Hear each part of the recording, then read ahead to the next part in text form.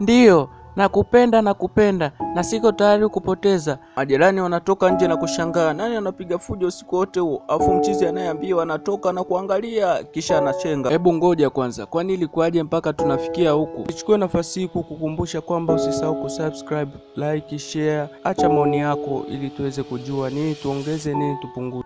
Ndiyo bosi, nimekamilisha kazi yangu ya udalali ulionituma na nafikiri nimekuleta katika nyumba nzuri ulioitaka na hiyo nyumba utaipenda nafikiri. Sasa kipindi wanaongea pale akapita mtoto wa kike fulani kumbe unamwangalia huyo ni mtoto wa jirani, nafikiri atakufaa, jenga naye urafiki. Mimi sasa naona niondoke, maana nimekaa sana bana. Asante sana, haya tutaonana. Huyu jamaa anaitwa Po na huu ni mjongo wake mpya kupanga hapa, na umtaja uzoea, lakini imembidi tu apange. Hatujui nini kimemtoa alipokuwa, ila yetu itatufikisha mali.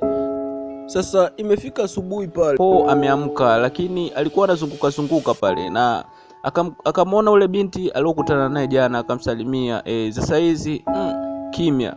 Akaona ajichenge pale, labda asije akaribu vya watu. Sasa tunakuja kwa ule binti pale aliyokutana na Po jana. Akakutana na mama yake pale na akamwambia mama kwamba mwanangu, badilika, acha kuvaa kama mwanaume, yani unakuwa kama tomboy pale, badilika. Lakini binti alikuwa hataki na kumwambia mama, ni maisha ambayo mimi nayapenda na sipendi kuwa na mwanaume. Lakini mama akamwambia unatakiwa uolewe. Binti akamwambia mama, mimi siwezi kuolewa na najiona kama mwanaume na nafurahi kuwa hivi. Alafu akakasirika pale na kujichenga. Mama akabaki anamshangaa, hivi nimezaa kiumbe gani hichi? Baada ya pale inafika mida fulani ya asubuhi, binti akiwa anatoka kuelekea kwenye mishe zake. Kwa bahati mbaya sasa inatokea ajali pale na binti anakimbia pale haraka. Mshikaji wetu Po anatoka kwenye gari na kumwambia wewe usikimbie, ni mimi bana, jirani yako mpya. Ni wewe, kwa nini unataka unigonge au masiala gani hayo? Akamwambia hamna, ni bahati mbaya. Leo jamaa unamkaribisha rafiki yake anaitwa Emeka bana, alikuwa ni mshikaji fulani hivi mcheshi. Akashangaa, mshikaji wangu ndo umefikia huku, nyumba kali kama tulipokutoka ulikuwa unahangaika kweli kweli, lakini ongera ni mambo ya kula bata tu, yani achana na stress zote bana. Jamaa akawa anacheka pale na kumwambia, lakini Emeka akamwambia tafuta mfanyakazi bana, maana maisha ya kuishi mwenyewe uyawezi. Emeka, ni mema tu juzi, sasa itakuwaje nitafute mfanyakazi haraka hivyo? Hebu tulia bana, tengeneze mazingira yetu. Afu mshikaji akawa anajichenga, akamwambia ngoja nikuletee chochote kitu, hata juisi basi. Ilipofika kesho bana, bahati nzuri jamaa akakutana na kina Jeni na dada yake supermarket bana, na akamwomba Jeni namba pale, lakini Jeni akakataa na kugoma kumpa namba lakini sister pale akampa namba jamaa wetu Po. Na alipofika nyumbani sasa Jeni akaanza kumkaripia dada yake pale na kumwambia hicho kitendo sijakipenda kweli kweli, yani inakuwaje unatoa namba bila ruksa yangu, na mimi sijatokea kupenda hicho kitendo bana. Usio unatoa namba yangu kiivo, ujui yule jamani nani au ni mtu gani? Na akawa anajichenga pale. Sasa dada fulani ya usiku, binti akiwa ametulia pale akaona namba ngeni inampigia. Kumbe alikuwa ni Po bana, amempigia. Vipi? Safi. Nani? Ni mimi mpaka jenu mpya. Umeendeleaje leo? Niko fresh, lakini sijapenda kitendo ambacho dadangu alikifanya. Jamaa akamwambia binti, kuna issue nataka nikwambie, naomba uje nyumbani na kuna kitu nataka unisaidie.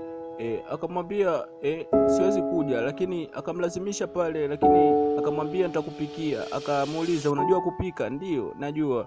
Haya, ngoja nije nijaribu chakula chako kama kweli unajua kupika. Po bana, ilipofika asubuhi ikabidi aanze kuandaa msosi pale, na huku upande wa pili binti akawa anajiandaa. Dada yake akaanza kumuuliza unaelekea wapi?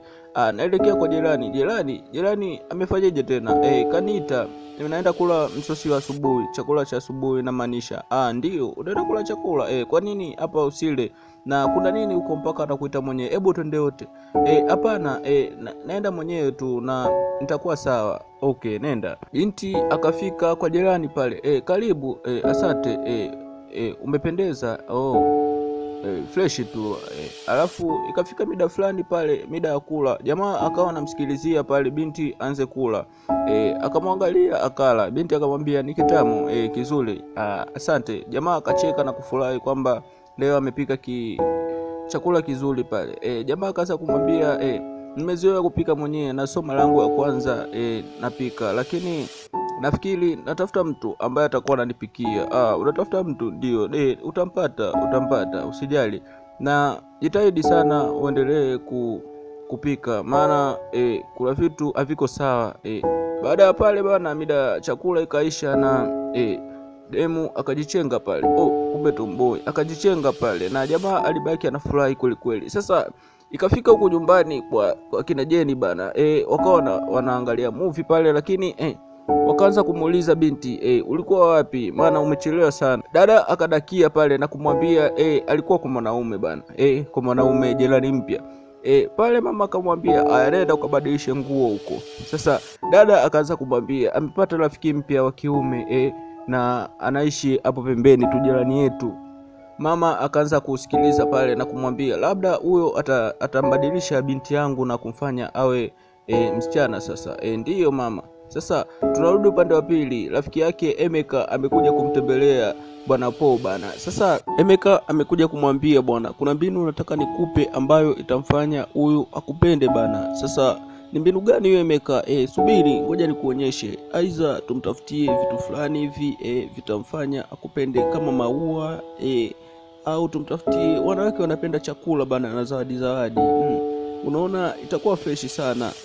Jamaa akacheka na kumwambia fresh Emeka, tutajaribu. Na Emeka akatoa simu ili kuangalia ni zawadi gani itamfaa. Sasa ikafika usiku, jamaa akampigia Jeni simu, lakini Jeni alikuwa busy sana na mambo yake, na alikuwa anakata simu pale na kufanya kama ioni na kuendelea na mishe zake bana. Jamaa akaona fresh, sio noma, acha nilale tu kinyonge, lakini hakuweza kupata usingizi kabisa. Sasa ilipofika asubuhi bana, akaletewa maua pale binti Jeni.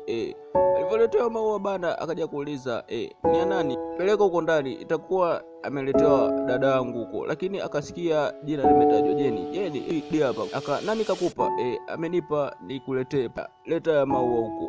Sasa binti alikuwa na hasira kweli kweli, na akaja hadi kwa Po na kugonga mlango na kumwambia Po, sitaki mazoea, na mimi siwezi nikawa kwenye mahusiano, na mimi sio mwanamke wa kuwa kwenye mahusiano kama unavyozania, na acha mazoea na mimi, na sitaki urafiki nawe kabisa, na kumrushia vizawadi vyake kule. Sasa Po akawa anajiuliza maswali, kwani imekuaje? Kwani mbinu yangu mimi na Emeka imefeli hivi? Tunakuja upande wa pili. Dada akamwambia, najua ulichokwenda ukifanya kule, lakini sio kitu kizuri kabisa. Yaani unatakiwa uende ukamwombe msamaha, maana ukumbuke hajakosea kitu chochote, alafu amekuletea tu ni zawadi ya kawaida. Lakini binti akafikiria akaona, lakini kweli bana. Ilipofika usiku binti akampigia sana Po, lakini Po alikuwa ukoti simu bana. Alirudia na kurudia, lakini Po alikuwa ukoti simu, na binti akajiona mkosaji pale na kusema kesho ikifika nitaenda. Sasa tunakuja hiyo kesho yenyewe.